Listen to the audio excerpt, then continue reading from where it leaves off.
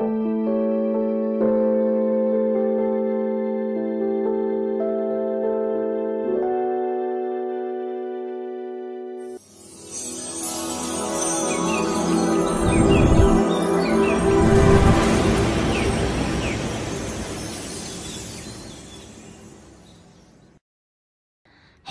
Liễu xin chào bạn. Chào mừng bạn đến với kênh móc len của Dương Liễu Handmade. Video này Liễu sẽ hướng dẫn bạn móc một mẫu hoa chuông mới. Thì chúng ta có thể thiết kế là thành một cành hoa chuông để mình mix lên trong một cái chậu hoa lớn, hoặc là những cái chi tiết nhỏ để chúng ta tạo thành một cái chậu hoa mini bằng len cũng được, hoặc là chúng ta cắm bình với cái dạng cành lớn này, chúng ta cắm vào một bình lớn cũng rất là đẹp. Thì cái mẫu hoa chuông màu mới, hoa chuông hạt bắp này, thì mình sẽ chuẩn bị cho mình 4 tông màu như sau. Đây, màu lá là màu đặc trưng rồi ha các bạn. Còn màu hoa thì các bạn sẽ chọn những cái tông màu tươi như vậy. Hoa là màu vàng thì nhụy phải là màu cam, và cái nhụy trung tâm này phải làm màu đỏ. Đó, các bạn sẽ chọn những cái tông màu tươi như vậy. Còn đây là ví dụ là hoa màu trắng thì các bạn sẽ chọn cái nhụy giữa nó là màu hồng, và cái nhụy trung tâm này phải là màu đậm hơn so với cái màu nhụy giữa, để các bạn sẽ phối lên một cái bông hoa chuông nó sinh động, bởi cái phần nhụy này cũng như cái phần cánh nó phối hợp nhịp nhàng ở tất cả các tông màu thì nó lên được một cái cành hoa nó mới đẹp các bạn nha. Mình hướng dẫn các bạn là lên miêu cô tông loại 50g, cho nên các bạn sẽ chuẩn bị cho mình kim móc tương ứng. Thì mình luôn hướng dẫn các bạn là kim 4/0 tương ứng với kim 2.5mm nha. Chuẩn bị thêm cho mình kẽm nẹp lá và kẽm nẹp cành để chúng ta tạo dáng bông hoa. Rồi, thì toàn bộ những nguyên liệu Liễu vừa giới thiệu Liễu đều có bán ở shop. Các bạn kích vào link Shopee hoặc Lazada để chọn mua những cái dụng cụ mình vừa giới thiệu để chúng ta học móc cái mẫu mới hoa chuông đẹp đẹp này nha. Rồi các bạn cùng vào phần bài học với Liễu nào. Đầu tiên chúng ta sẽ móc phần bông hoa trước. Tạo cho mình một vòng tròn ma thuật. Rồi móc lên một mũi móc xích. Móc vào trong vòng tròn ma thuật này 7 mũi đơn. 1 2 3 4 5 6 7. Xong 7 mũi đơn, chúng ta sẽ siết chặt cái vòng tròn này lại. Xong rồi các bạn sẽ mắc một mũi dời vào ngay chân móc đầu tiên của mũi đơn này. Rồi, là mình đã xong hàng thứ nhất, bắt đầu lên hàng thứ hai, móc lên một mũi móc xích. Tại cái chân đầu tiên đây, các bạn sẽ móc vào đây một mũi đơn, đồng thời nẹp luôn cái sợi len thừa đi vào trong chân móc. Mũi thứ hai, chúng ta sẽ móc 2 mũi đơn vào chung một chân móc.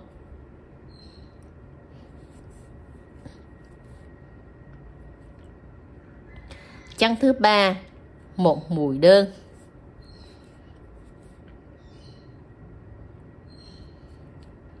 Chân thứ tư, 2 mũi đơn.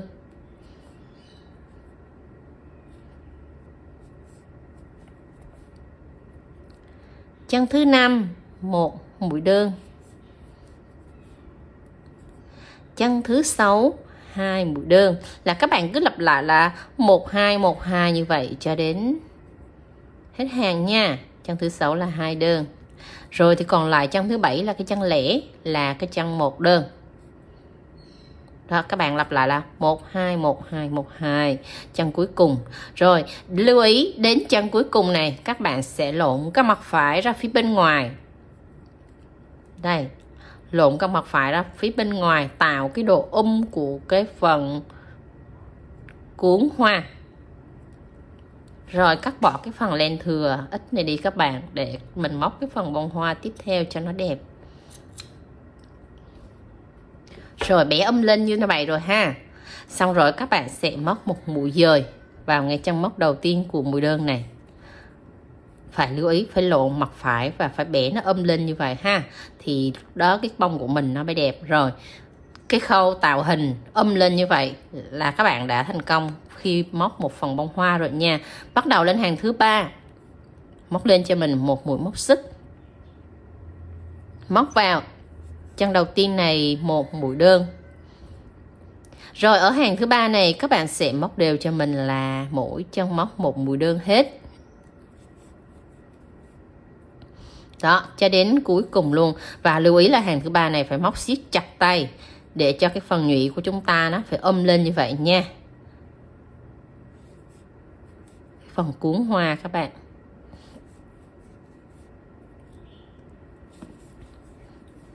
Đó là cái phần đầu tiên tạo cái cuốn hoa, là các bạn phải lưu ý là móc chặt tay cho mình hết để các cái phần mũi móc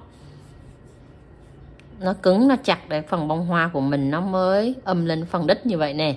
Rồi chúng ta sẽ móc một mũi dời vào trong móc đầu tiên đây, siết chặt lại, rồi nó phải tạo cái độ nhọn và như vậy là các bạn mới móc đúng không ha. Rồi bắt đầu chúng ta sẽ chia ra phần cánh hoa, móc lên cho mình một xích, 2 xích, 3 xích, xong 3 mũi móc xích rồi ngoắt sợi len, đâm kim vào tại chân móc đầu tiên này luôn, móc cho mình một mũi hạt bắp. Mũi hạt bắp của mình là chúng ta sẽ đây ngoắt 3 lần lên ha các bạn. Rồi xong 3 lần lên chúng ta sẽ kéo lên qua để tạo một mũi hạt bắp đầu tiên. Tiếp tục đến mũi hạt bắp thứ 2 ở chân thứ 2. Các bạn cũng kéo lên 3 lần lên. Chiều cao của mũi hạt bắp nó bằng chiều cao của 3 mũi móc xích nha các bạn. Rồi xong mũi hạt bắp thứ 2 các bạn lại ngoắt sợi len lại. Rồi chúng ta sẽ móc 1 xích, 2 xích, 3 xích, đâm kim vào ngay cái chân mũi hạt bắp thứ 2 luôn nè các bạn, để chúng ta tạo thành hình một cái cánh hoa khép kín. Đó. Rồi khi lại là chúng ta đã tạo xong một cái cánh hoa. Đó, các bạn thấy là mũi móc hạt bắp nó sẽ lên, nó tạo cái cánh hoa nó phồng ra như vậy. Cánh hoa mình sẽ sử dụng mặt trái chứ không sử dụng mặt phải các bạn nha. Rồi đã xong cánh thứ nhất, bắt đầu lên cánh hoa thứ 2, các bạn móc lên 1 xích, 2 xích, 3 xích. Rồi lưu ý cánh hoa thứ 2 này chúng ta sẽ đâm kim vào chân móc thứ 3 là chân này, chứ không phải đâm kim vào cái chân cũ nữa các bạn nha. Đâm kim vào cái chân mới đây. Chúng ta cũng tạo một mũi hạt bắp.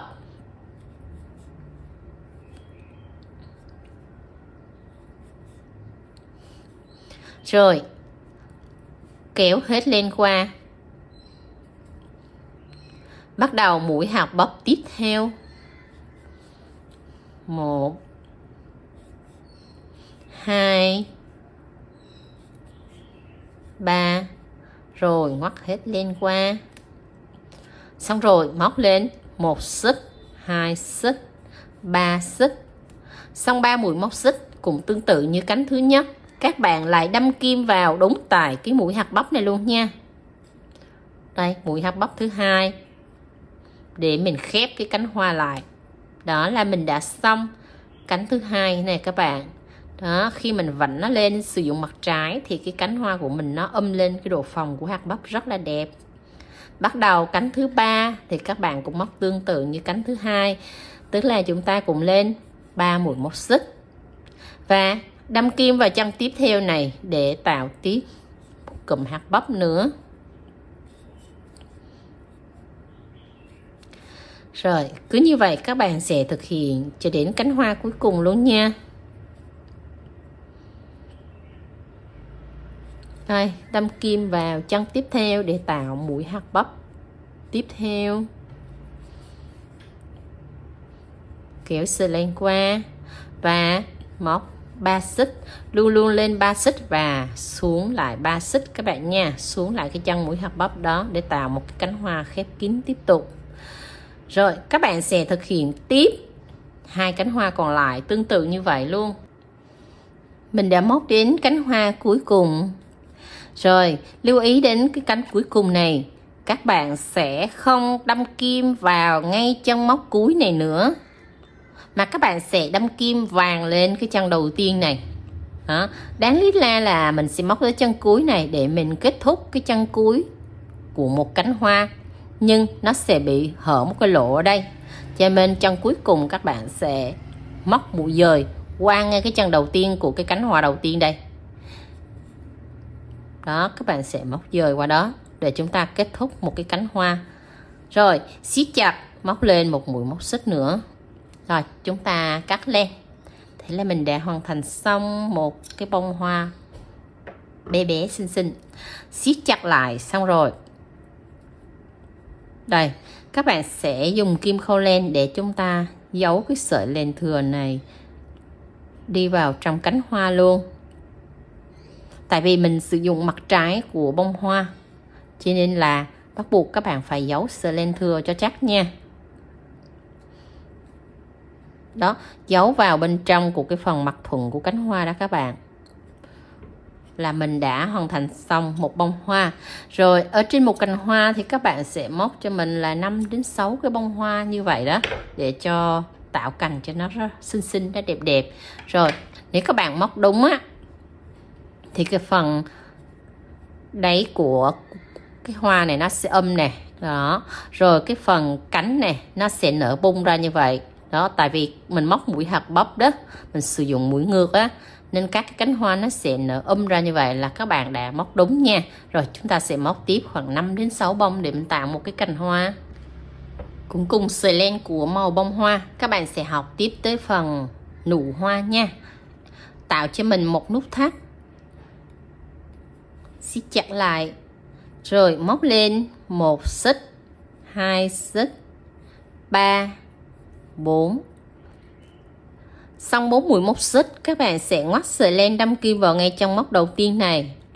Móc lên cho mình mũi kép chờ. Tức là mình sẽ qua 2 sợi len thôi, còn chờ là 2 sợi len như vậy. Rồi tiếp tục mũi kép chờ thứ hai, qua 2 lần len thôi, chờ lại nha. Mũi kép chờ thứ 3. Đây, mũi kép chờ thứ 4. Rồi, trên kim chúng ta có tổng là 5 sợi len. Các bạn sẽ móc hết qua 5 sợi len luôn nha. Đây, căng thật căng cái kim và móc hết qua 5 sợi len. Xong rồi, các bạn móc lên 1 xích, 2 xích, 3 xích, 4 xích. Lên 4 mũi móc xích xong, các bạn lại móc tiếp 4 mũi kép chờ vào chung cái chân móc đầu tiên đây. 1 kép chờ, 2 kép chờ, 3 kép chờ và 4 kép chờ. Rồi trên kim có 5 sợi len, chúng ta cũng kéo thật căng nè, móc hết qua 5 sợi len luôn. Xong rồi các bạn sẽ móc úp nó lại như này. Đây là đang mặt thuận ha, các bạn sẽ úp nó qua. Và trước khi úp qua, các bạn sẽ móc ở đây một mũi móc xích trước nè. Rồi úp cái mặt phải vào trong nha. Chúng ta sẽ móc một mũi dời vào ngay cái lỗ mũi móc xích đầu tiên đây nè các bạn. Móc một mũi dời từ cái lỗ mũi móc xích đầu này tới cái phần bên này. Đó, các bạn sẽ kéo qua luôn. Rồi siết chặt và chúng ta cắt len là mình đã tạo xong một cái nụ hoa rất là xinh xinh. Đó, các bạn thấy là móc đúng công thức thì cái nụ của mình đã tự lên. Thì một cành hoa các bạn móc cho mình khoảng tầm 1 đến 2 nụ làm điểm nhấn của cái bông hoa nha. Bắt đầu chúng ta sẽ học đến cái phần nhụy hoa này nha. Nhụy hoa này thì các bạn sẽ chọn cái tông màu nổi so với phần bông hoa. Đây, mình chọn bông vàng nhụy cam. Rồi các bạn sẽ tạo cho mình một vòng tròn ma thuật. Rồi móc lên 4 mũi móc xích. 1, 2, 3, 4.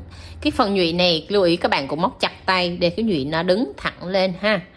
Rồi cua lại, ở trong móc đầu tiên này móc cho mình một mũi dời.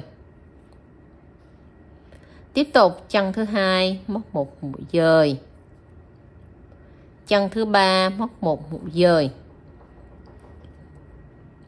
Và móc một mũi dời vào trong cái vòng tròn ma thuật này luôn các bạn. Là tổng chúng ta sẽ có 4 mũi dời nha. Rồi bắt đầu lên 1 2 3 4 mũi móc xích. Tiếp tục các bạn lại dời 3 chân móc nữa. Cứ mỗi chân móc các bạn lại móc một mũi dời nha.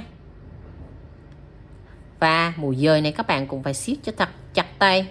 Đó, để cho cái nhụy của mình nó sẽ lên như vậy ha. Đây. Rồi, vòng tròn ma thuật các bạn cũng móc tiếp một mũi dời nữa. Rồi, thực hiện tiếp cho mình thêm 3 cái nhụy nữa nha. Ở tổng là chúng ta sẽ có 5 cái nhụy nó nhô lên như vậy.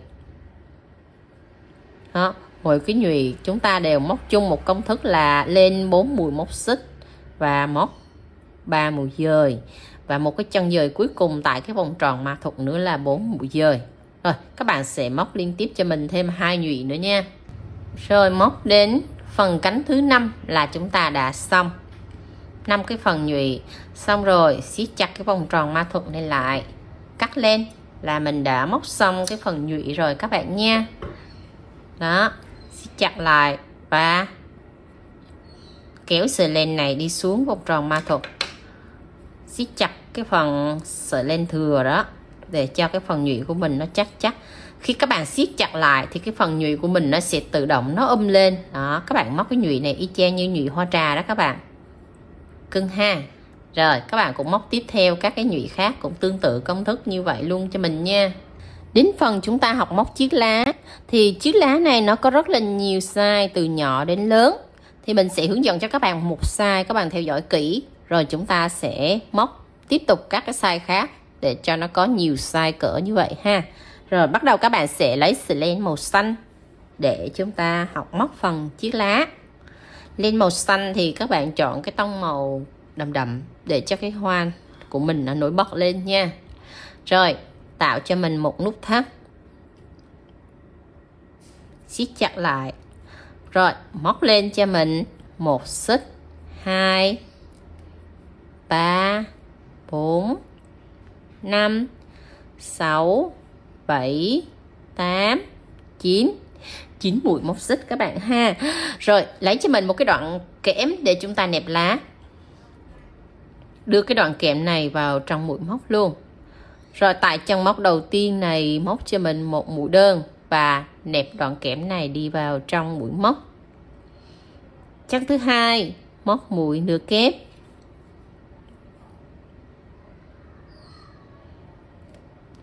Chân thứ ba móc mũi kép.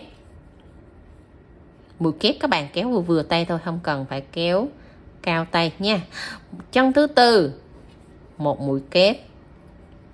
Đây, lúc này mũi kép này mới kéo cao tay lên nè. Chân thứ năm một mũi kép. Đó. Mũi kép này chúng ta mới kéo cao tay lên tiếp nha. Rồi 3 mũi kép liên tiếp rồi các bạn nha. Rồi các bạn sẽ hạ xuống ở đây một mũi nửa kép nè. Rồi chân kế tiếp là một mũi đơn. Đó, nó sẽ có cái độ so le nhau từ thấp đến cao. Rồi bây giờ mình hạ từ cao xuống thấp. Xong mũi đơn rồi, chân cuối cùng đây các bạn sẽ móc vào đây là 3 mũi đơn vào chung một chân móc. 1 đơn, 2 đơn, 3 đơn. Đó, 3 mũi đơn vào chung một chân móc để tạo cái mũi nhọn của chiếc lá các bạn ha. Rồi quay ở phần mặt trái đây, các bạn sẽ móc tiếp cho mình chân đầu tiên một mũi đơn và móc đối xứng tương tự giống như mép bên phải vậy luôn các bạn. Chân thứ hai là mũi nửa kép nè. Chân thứ ba là mũi kép. Rồi móc 3 mũi kép liên tiếp ở 3 chân móc cho mình nha. Rồi chân chính giữa là các bạn sẽ móc mũi kép cao tay lên chút xíu, cao là các bạn sẽ kéo nhỉnh cái sợi len lên xíu như vậy ha. Rồi đến cái chân cuối này các bạn sẽ thấp thấp cái mũi móc lại. Đó, mình tự điều chỉnh để cho cái lá của mình nó có cái phần bầu ở giữa đó các bạn. Còn lại hai chân cuối thì chúng ta sẽ móc ở đây mũi nửa kép. Rồi, và chân cuối cùng là một mũi đơn. Xong một mũi đơn, các bạn sẽ cắt đi cái đoạn kẽm mà mình không sử dụng nữa. Chiếc lá của mình thì mình sử dụng kẽm khoảng tầm là 12 cm thôi các bạn. Xong rồi, cái sợi len nó đang ở phía trên kẽm nha, vòng sợi len xuống phía dưới kẽm nè. Đây, vòng xuống dưới kẽm và móc một mũi dời vào ngay trong móc đầu tiên của mũi đơn này. Đây, kéo qua, siết chặt. Rồi, muốn cho chiếc lá của mình nó không có bị lộ kẽm thì các bạn phải vòng. Này, nó đang ở phía trên nha, vòng xuống phía dưới một lần nữa. Vòng xuống phía dưới kẽm đó các bạn. Rồi, móc lên cho mình một mũi móc xích nữa, siết chặt và cắt len. Đó là cái cách mà chốt len đẹp cho đoạn kẽm của mình nó không bị hở. Đó. Rồi, để quấn chiếc lá đẹp thì các bạn sẽ để sợi len và kẽm này nó suông. Lát nữa mình quấn chiếc lá cho đẹp nha. Móc xong các bạn sẽ dùng tay các bạn bẻ cái phần kẽm ở trên phần nhọn của chiếc lá này để tạo cái độ nhọn của chiếc lá này các bạn. Thì đây là mình đang hướng dẫn các bạn móc size trung. Size trung là 9 mũi móc xích nha. Còn size nhỏ thì các bạn sẽ tạo cho mình 7 mũi móc xích, 8 mũi móc xích. Đó, nó sẽ có độ so le nhau. Đây, 7 xích, 8 xích, 9 xích, 10 xích. Đó, các bạn sẽ móc cho mình 4 size lá, hoặc là lười thì các bạn móc 3 size cũng được.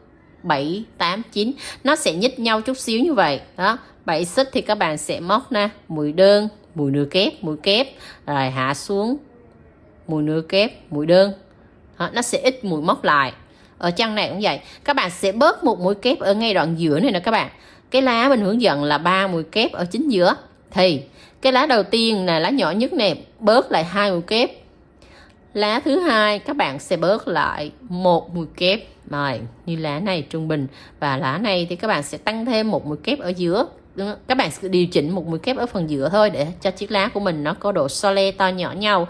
Thì trong một cành các bạn chuẩn bị 4 size lá hoặc là 3 size lá, và chuẩn bị cho mình khoảng tầm là 16 chiếc lá hoặc là 20 chiếc lá để tạo một cái cành hoa sum xuê. Thì các bạn sẽ tạo nhiều chiếc lá như vậy. Xong rồi để chúng ta sẽ tạo cành nó mới đẹp nha. Bây giờ chúng ta sẽ tạo tới cái phần nhụy của bông hoa. Ở đây nó có một phần nhụy rồi, thì mình còn thiết kế thêm một cái nhụy ở giữa nữa, cái nhụy trung tâm ở giữa nữa, để ta tạo một cái điểm nhấn của bông hoa. Thì các bạn sẽ dùng cái sợi len nổi bật hơn cái phần nhụy nè. Nó có 3 tầng màu nha. Nếu các bạn chọn màu nhạt, màu đậm thì cái màu nhụy ở giữa này là đậm nhất. Rồi, chuẩn bị cho mình một cái đoạn kẽm và một cái màu len đậm hơn cái phần cánh và cái phần nhụy giữa, để cái phần nhụy trung tâm này nó nổi bật lên nè. Rồi, các bạn chuẩn bị cho mình một đoạn kẽm, một sợi len. Rồi, chúng ta sẽ quấn để tạo nhụy tại cái vị trí trung tâm này nha. Xong rồi các bạn sẽ cắt cho mình một cái đoạn kẽm có chiều dài cỡ tầm là 13 đến 14 cm như vậy, để chúng ta tạo cái phần nhụy của bông hoa nha. Cái phần nhụy của bông hoa thì các bạn sẽ chọn một cái tông màu nổi. Đây, cái bông màu vàng với nhụy màu cam thì các bạn phải chọn một cái tông nhụy trung tâm này, nó sẽ nổi bật đậm nhất so với cái bông này. Đó, các bạn sẽ ví dụ như bông trắng, nhụy hồng nhạt thì cái nhụy ở trong phải là hồng đậm. Đó, các bạn sẽ chọn cái tông mà nó nổi bật cái phần hoa của mình lên, để cái nhụy trung tâm này làm điểm nhấn của phần bông hoa. Rồi, cắt một đoạn kẽm xong, các bạn sẽ cho cái sợi len này nó nằm ở điểm giữa trung tâm của cái kẽm này nè các bạn. Rồi một tay giữ chặt cái sợi len đầu ngắn này, một tay mình cầm cái sợi len và chúng ta sẽ quấn quanh cái thân kẽm này, mà phải là quấn chặt, đừng có cho lộ kẽm các bạn nha. Rồi quấn chặt xong, giữ sợi len, chúng ta sẽ cua lại nè các bạn. Đây, sợi len và đòn kẽm đang thẳng, các bạn sẽ bẻ cua lại ngược với nhau nha. Một tay bên này và một tay bên kia bẻ ngược lại. Đó, bẻ ngược lại thì cái phần nhụy của mình nó tạo một cái phần nhỏ như là hạt đậu đen đó các bạn. Đó, phần nhỏ như vậy. Rồi các bạn sẽ lấy tay xoắn này, bẻ cái phần đầu, xoắn nó lại. Đây, khi các bạn xoắn lại thì cái sợi len của chúng ta nó đã xoắn vào trong cái phần kẽm rồi. Thì các bạn cắt len là nó không có sợ bị bung nữa nha. Đó, nó nhỏ như vậy nhưng mà nó phải có cái độ tròn và độ bầu ở cái phần giữa này các bạn nha. Rồi, sử dụng cái phần nhụy mà chúng ta vừa móc phần 5 cánh ria đó, các bạn sẽ đúc từ dưới lên nè, chỗ cái lỗ vòng tròn ma thuật đó, các bạn nằm cái lỗ cho nó rộng ra xíu. Rồi mình sẽ đúc cái phần nhụy lên. Ở phía dưới các bạn sẽ xỏ nó lên trên nha. Xong rồi siết chặt cái vòng tròn ma thuật cho nó chặt lại. Cái phần nhụy này nó không có bị tuột nữa. Đó, cho cái phần nhụy vô rồi thì các bạn sẽ lấy cái bông hoa, đúc nó vào trong đây, ngay cái lỗ vòng tròn ma thuật chúng ta tạo ở cái phần bông hoa đó các bạn. Đúc sát nó vô. Cái phần len thừa này nè, mình sẽ cắt ngắn đi để mình cho nó vào trong phần bông hoa, nó gọn, nó không có bị cộm lên. Cắt vừa sát thôi, các bạn đừng cắt sát quá, nó sẽ bung sợi len nha. Rồi, siết chặt lại, đẩy nó xuống.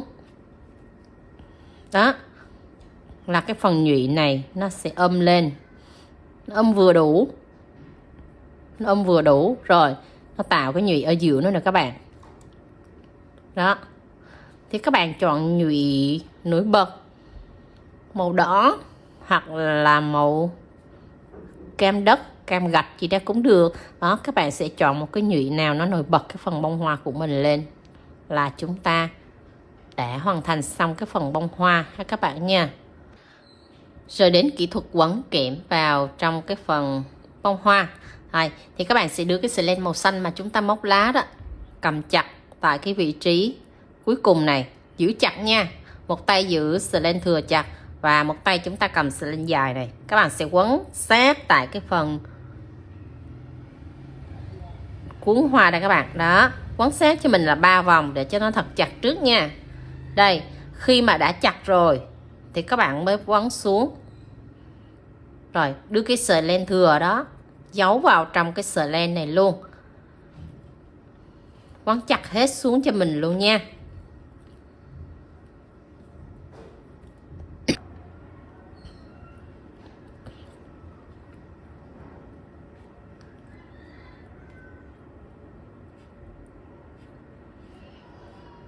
Các bạn quấn có chiều dài khoảng tầm là 5 đến 6 cm. Rồi, khúc cuối này các bạn muốn quấn nhanh thì cầm xoắn như tay mình xoắn đó, nó sẽ rất nhanh. Rồi, cho đòn kẽm ngửa ra. Mình xoắn đòn kẽm lại, xoắn vừa vừa thôi, không cần phải xoắn chặt lắm các bạn nha. Rồi, mình đã xong cái phần bông hoa. Đó, các bạn quấn lên nó phải mịn như vậy để khi mà cái bông hoa mình lên cành cho nó đẹp ha. Bắt đầu chúng ta sẽ làm tới phần nụ. Nụ thì các bạn cũng cắt cho mình một đoạn kẽm có chiều dài cỡ tầm là 12 đến 13 cm. Rồi, để tạo cho cái nụ nó đẹp thì các bạn sẽ đúc kẽm vào trong ngay cái chân mà mũi đơn, mũi móc xích chứ sorry các bạn. Hai cái mũi móc xích đối xứng nhau này các bạn. Các bạn sẽ cho len vào trong cái mũi đó, bẻ chặt cái kẽm lại. Lưu ý là bẻ chặt cái kẽm lại nha. Đó, cho cái kẽm nó sát như vậy. Rồi, đưa cái sợi len màu xanh này, chúng ta cũng siết chặt tại cái phần nụ đây. Rồi, giữ chặt sợi len nha các bạn. Rồi, đưa cái sợi len mình quấn đè lên cái phần nụ, đè sát lên cái phần nụ nha. Đây, đè sát lên cái phần nụ 3 vòng để cho cái nụ của mình nó lên một cách tự nhiên nè. Đó, thì chúng ta bắt đầu quấn xuống dưới. Và tại cái vị trí này lưu ý là phải siết chặt len cho mình nhé. Đó, luôn luôn cái điểm tiếp xúc các bạn phải siết chặt lên để cho cái nụ này nó lên nè. Rồi quấn tương tự giống như chúng ta quấn ở cái phần bông hoa đó các bạn. Đó, các bạn cũng quấn chặt hết xuống, giữ sợi len của mình đi hết vào trong cái phần mũi, cái phần kẽm luôn các bạn nha. Rồi quấn chặt như vậy. Phần nụ các bạn cũng quấn có chiều dài cũng 5 đến 6 cm. Chặt nhưng mà phải mịn các bạn ha, để cho cái thân kẽm của mình nó tạo cái độ mướt của cái cánh hoa đó các bạn. Đây, rồi cho sợi len vào, xoắn lại một vòng, nó cắt lên. Đó là mình đã tạo xong cái phần nụ hoa. Các bạn cũng làm tương tự giống như cái nụ khác nữa nha. Xong rồi các bạn sẽ chuẩn bị cho mình tổng là 4 chiếc lá nhỏ, 4 chiếc lá trung, 4 chiếc lá lớn và bông hoa. Hoa thì các bạn sẽ chuẩn bị cho mình khoảng tầm là 6 bông, 2 nụ như thế này, quấn hết cho mình trọn bộ. Xong rồi bắt đầu chúng ta sẽ lên cành cho cái phần bông hoa và cái dáng của chiếc lá nha. Bắt đầu mình sẽ nẹp kẽm ở hai cái bông, đó là tạo một chùm với nhau. Đây, hoa chuông bắp thì mình quấn tạo chùm như vậy cho nó đẹp và phần chiếc lá nó sẽ tách rời. Thì hai cái bông hoa này các bạn sẽ quấn chùm với nhau. Các bạn cắt cho mình một đoạn kẽm có chiều dài cỡ tầm là 10 cm. Bắt đầu chúng ta nẹp vô để mình quấn tạo một cái chùm khi mà mình lên cành cho nó dễ nha. Đầu tiên là các bạn phải quấn các cái chi tiết như vậy trước, rồi bắt đầu chúng ta mới ra được cái phần cành. Rồi hai bông hoa nó sát với nhau như vậy, bắt đầu chúng ta sẽ giữ cái phần len và phần kẽm mình vừa cầm trên tay đây, quấn chặt tại cái vị trí mà đưa kẽm vô là 3 vòng. Rồi các bạn sẽ quấn xuống phía dưới, quấn hết cái đoạn kẽm này cho mình khoảng tầm là 5 cm nữa, để nó tạo thành một chùm của hai bông hoa.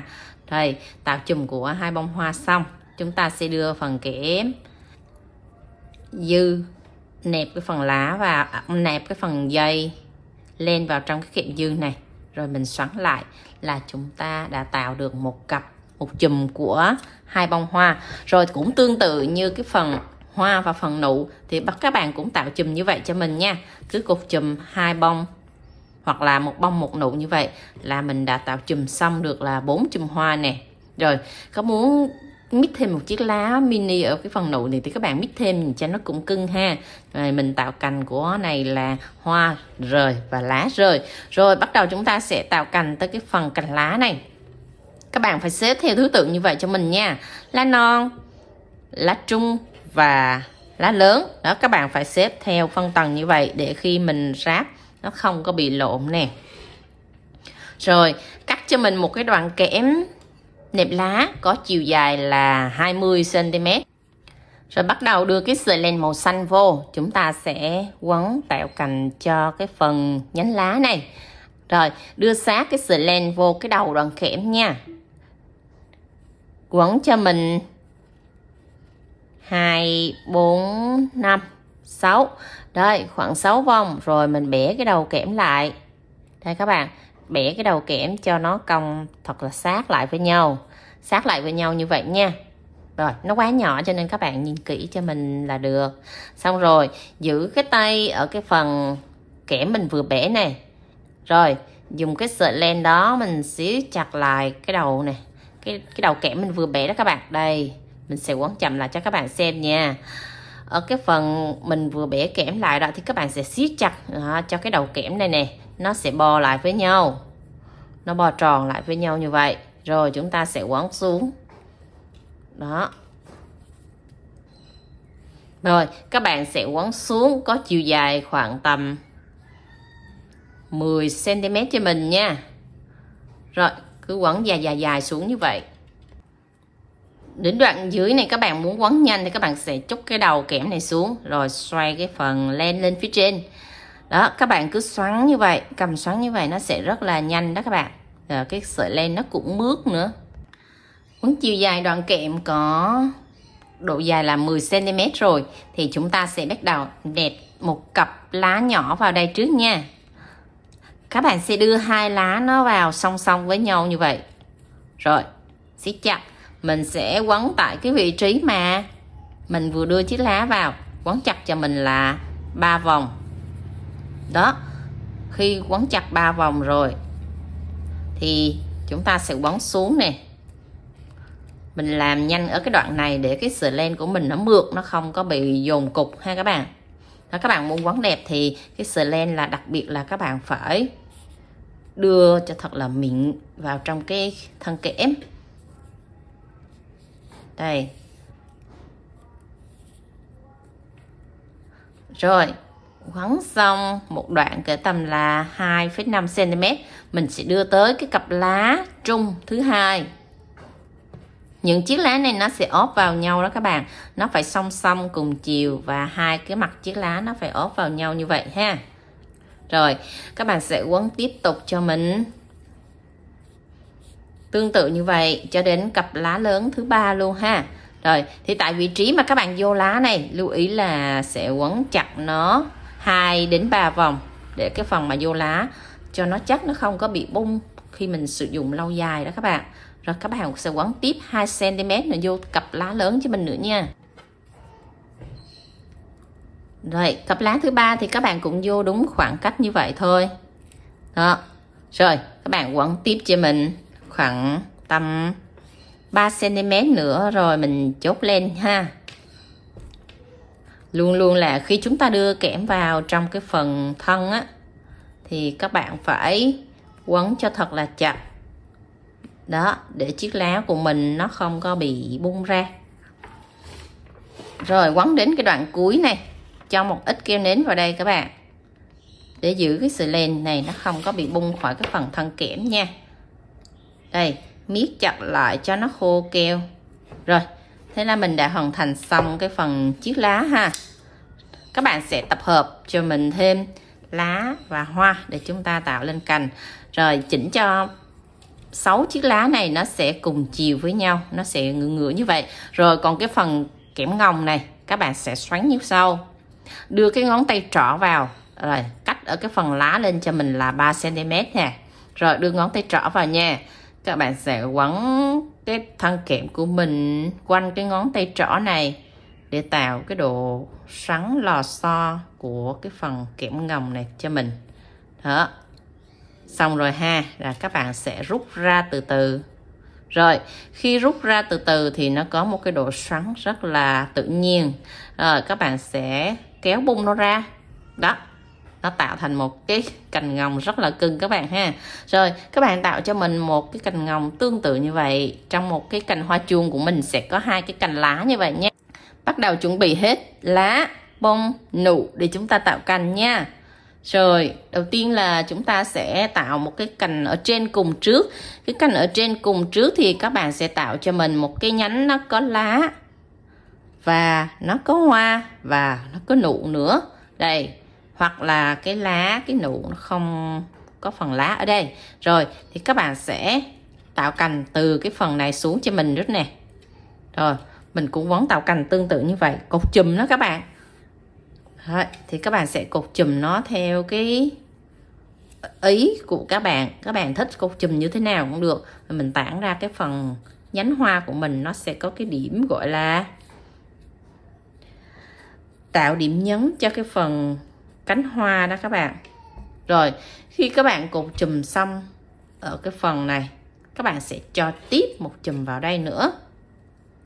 Đó, nó phải có cái độ so le nhau như vậy để khi mình lên cái chùm hoa nó mới sinh động bắt mắt được các bạn ha. Cái đây là mình thiết kế một cái mẫu mới là một cái dạng hoa chùm. Đó, cho nên là mình sẽ quấn cái phần hoa rất là nhiều trong cái phần thân cây để cho nó tạo một cái chùm hoa nó lung linh, nó nhiều đó các bạn. Rồi, các bạn quấn tạo chùm cho mình trước 4 chùm này ha.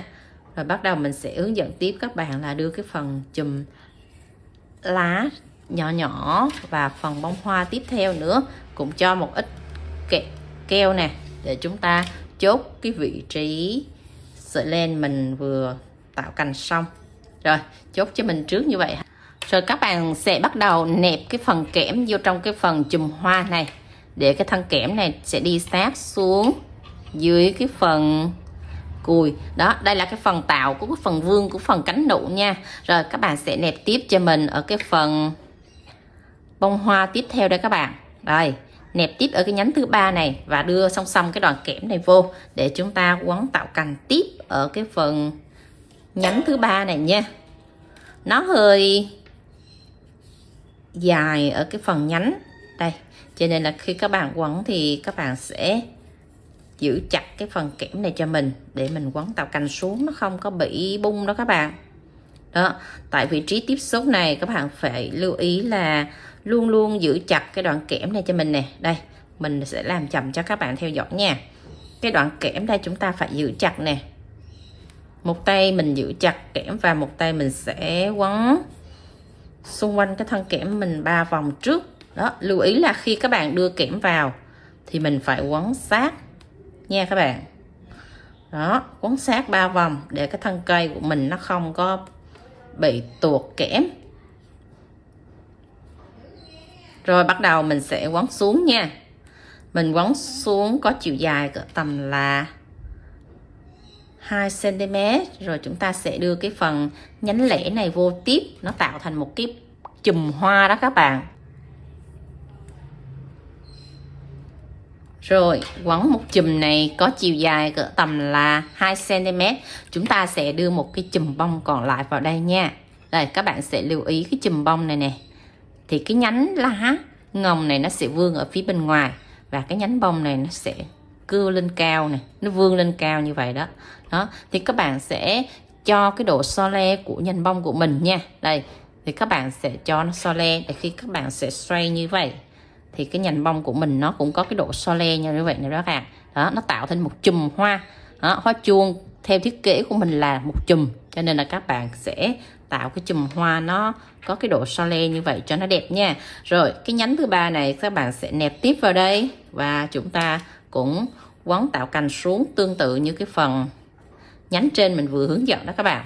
Rồi các bạn cứ quấn như vậy cho đến hết cái thân kẽm cho mình tạo thành một cái chùm hoa nha. Rồi đến đoạn cuối của thân kẽm này thì các bạn có thể quấn hết hoặc là quấn nửa chừng cũng được. Cái này là mình hướng dẫn để mà bỏ vào trong bình hoa, cho nên là mình sẽ chốt kẽm khoảng tầm chừa lại 7 cm để cái phần kẽm này cắm vào trong bình hoa, cái bình hoa màu, cho nên là mình không có quấn hết thân kẽm nha. Đó, cái cành hoa này nếu các bạn cắm vô một trong bình lớn á, thì các bạn thiết kế cho mình cỡ tầm là 7 đến 10 cành hoa như thế này cắm vô một bình lớn, các bạn để phòng khách, phòng làm việc rất là đẹp. Đó, cái mẫu hoa chuông này nó sinh động ở cái phần nhụy đó các bạn.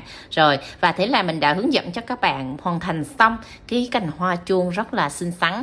Nếu các bạn muốn lên hoa chậu á, thì các bạn sẽ nhìn cái video mình có giới thiệu ở đầu để các bạn xem là cái cách để mà lên hoa chậu là như thế nào. Thì lên hoa chậu thì các bạn sẽ tản lá ở các cái phần bông hoa, nụ hoa, tản lá đều ở các cái nhánh và một cành nhánh lẻ nữa, để chúng ta sẽ mix lên một cái chậu hoa gồm nhiều lá, bông và nụ, nó sẽ sum xuê như vậy. Rồi mình đã hướng dẫn cho các bạn hoàn thành xong cái cành hoa chuông bắp rất là xinh xắn và rất là đẹp, cũng dễ móc các bạn ha. Nếu các bạn thấy video này hay, nhớ cho Liệu xin một like với nha, và để lại phần bình luận bên dưới nếu có đoạn nào các bạn thắc mắc, các bạn chưa hiểu rõ thì Liệu sẽ hướng dẫn để các bạn hoàn thành xong cái mẫu hoa chuông đẹp này nha. Xin bye bye các bạn, hẹn gặp lại các bạn ở những video sau. See you.